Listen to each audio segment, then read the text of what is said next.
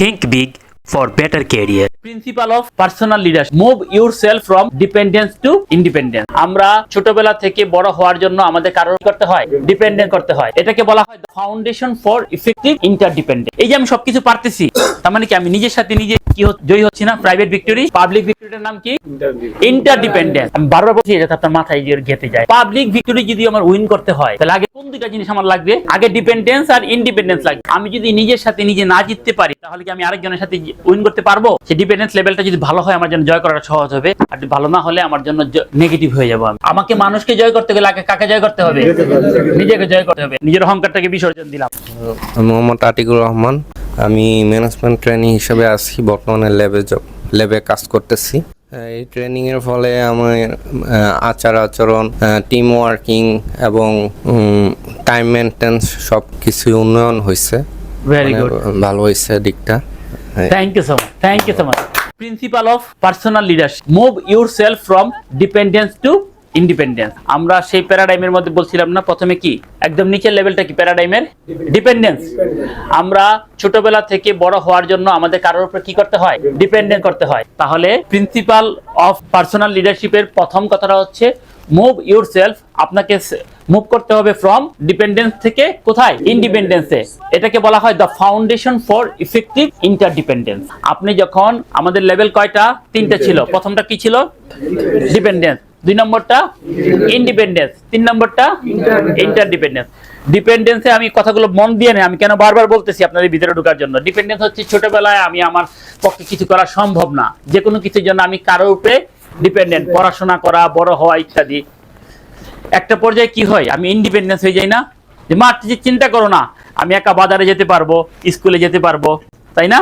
তার মানে কি এই যে আমি সবকিছু পারতেছি, তার মানে কি আমি নিজের সাথে নিজে কি হচ্ছি? জয়ী হচ্ছি না? প্রাইভেট ভিক্টরি, ছোটবেলায় সাইকেল চালানো কেউ যদি সাথে রাইট। তার মানে ইন্ডিপেন্ডেন্স হচ্ছি, আমি স্বাধীন হচ্ছি। আমার জায়গায় আমি কনফিডেন্স, রাইট। আমি কনফিডেন্ট যে আমি পারবো। এই যে প্রথমে আমি ডিপেন্ডেন্ট ছিলাম, এখন আমি ইন্ডিপেন্ডেন্ট হয়েছি। আমি নিজের সাথে নিজে জয় হয়েছি। নিজের সাথে নিজে জয় হওয়ার পরে ধাপটা কার সাথে জয়? ইন্টারডিপেন্ডেন্স। এই জয়টাকে কি জয় বলে? Public victory. প্রথমে যে ডিপেন্ডেন্স, তারপরে হচ্ছে প্রাইভেট ভিক্টরি। প্রাইভেট ভিক্টরিটার নাম কি? ইন্ডিপেন্ডেন্স। ইন্ডিপেন্ডেন্সের পরে ভিক্টরিটা কি ভিক্টরি? Public victory. পাবলিক ভিক্টরিটার নাম কি? ইন্টারডিপেন্ডেন্স। এই কথাগুলো ভুলে যাবেন, কঠিন মনে হচ্ছে? আমি বারবার বলতেছি এটা আপনার মাথায় গেঁথে যায়। হ্যাঁ, তো আমরা যে এই যে ইন্টারডিপেন্ডেন্সে যাব, পাবলিক ভিক্টরি যদি আমার উইন করতে হয় তাহলে আগে কোন দুইটা জিনিস আমার লাগবে? আগে ডিপেন্ডেন্স আর ইন্ডিপেন্ডেন্স লাগবে। আমি যদি নিজের সাথে নিজে না জিততে পারি তাহলে কি আমি আরেকজনের সাথে উইন করতে পারবো? তাহলে আগে নিজের সাথে নিজে উইন করতে হবে।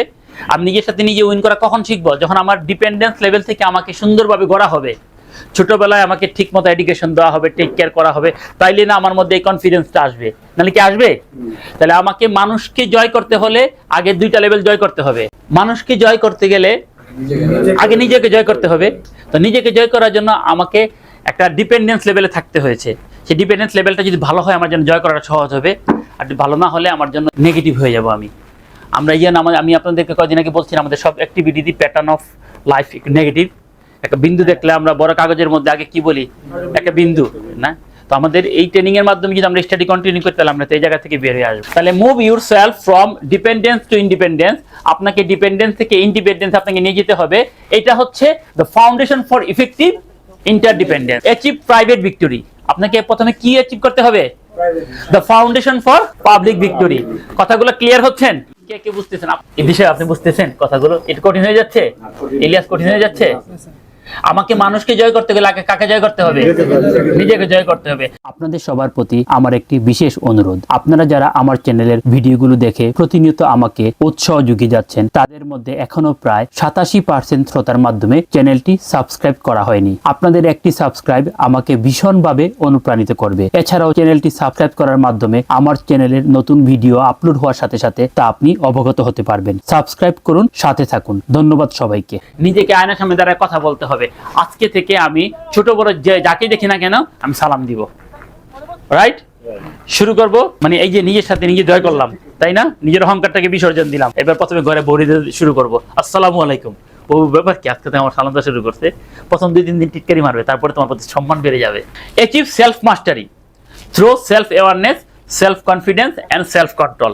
এই সেলফ মাস্টারি এই বিষয়টা নিয়ে আমি সামনে একটু কথা বলবো।